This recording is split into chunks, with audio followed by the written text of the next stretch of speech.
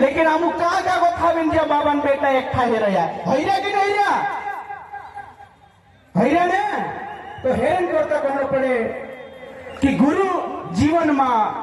सब कुछ है। गुरु चाहे के डायरेक्ट अमुका जे मानुष्य भगवान बनाई दे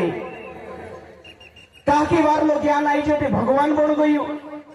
नीते काई छे कि आपण हिमी काई इतरी इतरी वातन करता काई छे ठीक छे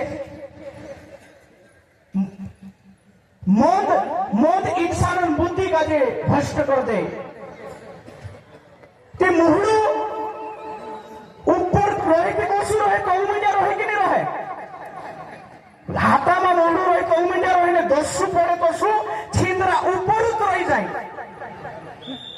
बिना छिंद्रा सी नेचो आवे बिना छिंद्रा सी नेचो आवे एने नेचो आवे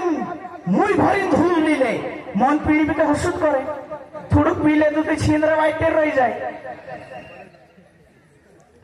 ते भाई औतन ओली में कहनी छे और मारो समय समाप्त हो गयो ने सुनता हुनी मैं भी नहीं सही रही बोलिए वंशी बाबा की हेलो महाराज हेने आपनो एक गायक आपनो चंपालाल गौड़ो ने पीपल झपे वालो तेरो प्रमोशन भी समझने था अब हमें अपना बीच में अपनो एक संत भाई से योगीराज महाराज यावल वो आए और आप